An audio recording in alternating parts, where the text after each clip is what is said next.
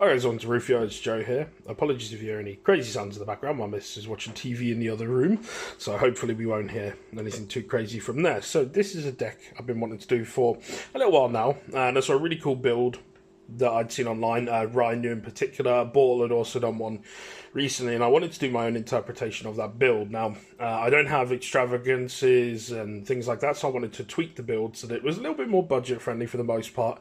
However, there are plenty of other options that you can take that will certainly improve this deck, things like Phantasmas and that kind of thing. But I'll go through all my choices and why I chose to go with them. I've done plenty of testing with this, so I've got some ideas of what works well and what doesn't. So yeah, let's get stuck in, shall we? So let's move these out of the way and we'll get stuck in to the monster lineup. So it's going to start off with your pretty standard. We've got triple Candina. This is one of the most important cards in the deck. Obviously, it searches plenty and all that kind of thing. It's just going to help you see the cards that you need to see when you need to see them, essentially. Of course, it does burn damage like all the others. Pretty self-explanatory. I'm sure I don't need to expand on that too much. We move on to triple Licorice. Unfortunately, in the worst possible rarity available. But again, this is one of the most... it's really, really important for protecting your Candina's effects and that kind of thing when they're going off. You can obviously just use her to bounce it and play around hand traps, that kind of thing. And then, of course, it does burn on the draw, which is a really, really important part of this deck. We've gone with 2 Corobane. So this has some cool synergy as a whole. I know some people at first when this came out were a bit unsure as to whether it was going to be any good. This is really, really cool. So one of the important things with this is that they've added a Trickstar monster which can be useful in the main deck, which is something that they were missing from before. It's a free special summon, so in some weird way it helps you with the bricking issues in that you've always got access to a Trickstar monster. It also doubles up as an Honest, essentially, so you can discard it in battle and then it doubles their attack or something like that. So yeah, it's really important in that sense. It fills a role that we've been using a different monster for to get through. So yeah, it's good for that. It's good for a special summon. There's also some synergy with its level, which we'll go into later. But again, it's just another Trickstar name that's actually of use. And then we round it off with 1 Lilybell. So that's it for the Trickstar monsters in the main. Lilybell, again, self-explanatory. You don't want more than one because you don't really want to see it. You want to add it to hand. And yeah, so let's move on to our hand traps. So we've got triple Ash Blossom and Joyous Spring. Again, it hits like so many cards. It hits so many different cards. You kind of need to play this. If you're going to play a hand trap lineup, this is certainly the most important one. Triple Ash, again, don't need to go into too much detail there. It's pretty self-explanatory. We've got triple Droll and Lockbird. This combo is still ridiculous. The Droll Reincarnation combo. I don't think it comes up as much anymore. People are kind of wise to it and kind of do what they can to avoid it. But if you catch people off guard, you can still hit them in it. And I think Droll's still fairly strong in this format, especially with things like Danger still running around. Salamangreat to do plenty of add-ins hand, that kind of thing. Yeah, just a really good hand trap for the format in general. So yeah. We've done some tweaks as well to try and incorporate this into the new format that's coming up, or will have started by the time you see this video. So we've gone with triple Ghost Ogre. So Ghost Ogre is really, really strong in, I mean, it's good in a lot of different scenarios, but in particular, it's good in the Pendulum matchup. So when they're activating scales, that kind of thing, you can just blow them out.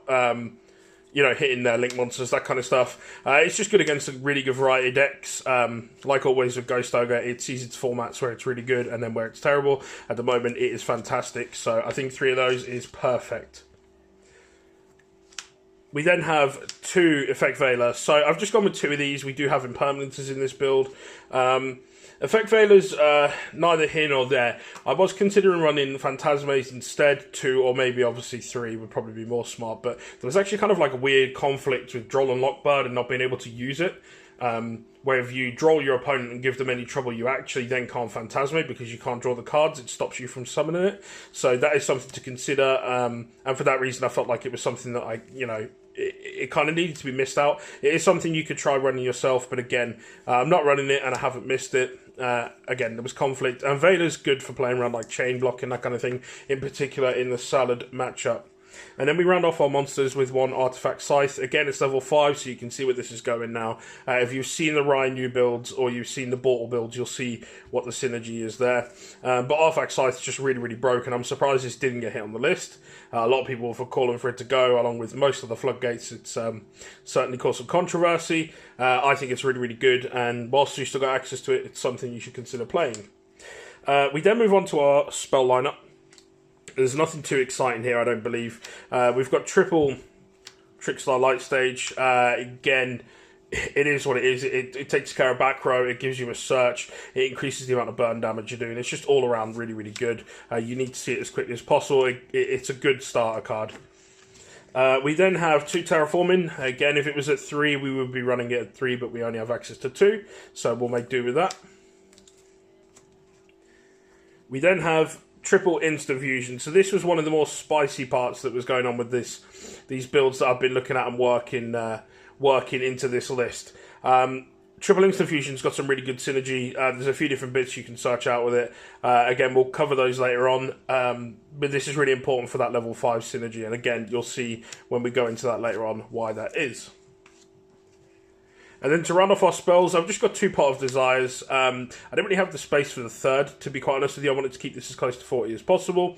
I think 2 Desires is fine. You do so much searching that by the time you see one of these, in theory, you should be able to banish the other one off the banish cost, unless you're really unlucky and then you draw the other one. But yeah, I think 2 is absolutely fine. I understand the argument why you would want to run 3, but 2 works great. We then move on to our trap lineup. So it's slightly larger, I guess, than normal, or than I would have played it recently, but here we go anyway. So we've got triple Reincarnation. I think this is undisputed.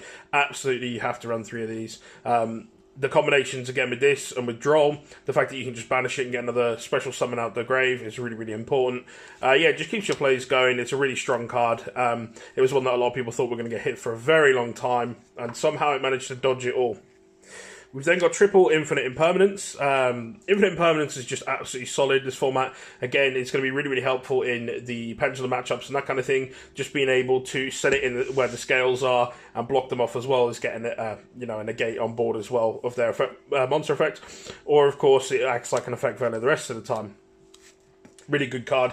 So glad it's been reprinted. Well worth investing in.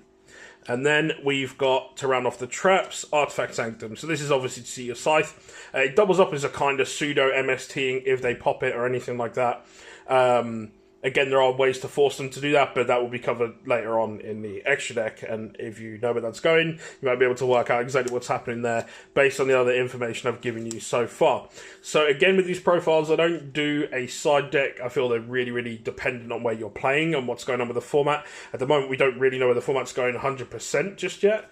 There's a few different possibilities in the way it will go, but also you're going to be thinking about like locals and that kind of thing. So you can sort of make it up as you go along, I guess. So we'll go straight into the extra deck. So we've got 2 copies of Trickstar Holy Angel. Generally speaking, you don't go into the second one very often, but there are occasions where the second one comes up, especially if they out the first one really quick. Just being able to get the extra burn, boosting up the attacks, and then giving yourself the extra zones to play into is really, really handy. We've got 1 Linkuriboh. You'll see why this is in a minute with one of our fusion choices. It's no big shocker when it gets there, I'm sure. But yeah, Linkuriboh is really, really handy. And in an absolute worst case scenario, you can do things like Summon Effect Failure and go into Linkuriboh and protect yourself for a turn. So just something to consider. We've got 1 Hit Potion again, just for the attack boosts more than anything else. It won't come up too often, but it's just an option there, just in case you need to get something a little bit meatier. Again, it's no surprise at all, no shock to anyone to say that Trickstars struggle with big monsters. So again, those attack boosts will just help you if you can see it. We've then got a small Nightmare package, the pretty standard 3 of Cerberus, Phoenix, and Unicorn. Really, really good utility cards. Again, you've already got a way to deal with back row, but this just gives you a bit of a boost. This sees a lot less play recently, but it's, again, just another option. And then Nightmare Unicorn is just absolutely fantastic. There's no doubt about that. Everyone kind of knows what that does by now, just spinning cards. Good utility stuff. We have 1 Topologic Trisbania. It doesn't come up all that often, especially because this can be fairly back row heavy at times, especially with the amount of traps you've got. But there are decks where you're going to need to just blow out their back row, and if that means losing yours in the process, then so be it. You've got to do what you've got to do, and Topologic Trisbania is going to help you get there. We then round off the links with Bortle Sword. Again, if you can find a way to get to this, it's absolutely fantastic. Auto win against so many decks and so many different situations. You'll just steal games with this card. There's a reason it commands such a high price point. We then have our fusions. So I'm just running 2,000 eyes restrict. So this is where the Link Karibo goes. It's also an instant fusion target. Just being able to snatch your opponent's stuff and then just link it off immediately is fantastic. Yeah, the other versions of this build that are out there, the ones that are using Extravagance, are running 3 of these, obviously because you want to try and avoid banishing all copies. But since we're not running that, I think 2 is absolutely okay. You don't need the 3rd. You might as well use the extra deck space a bit better.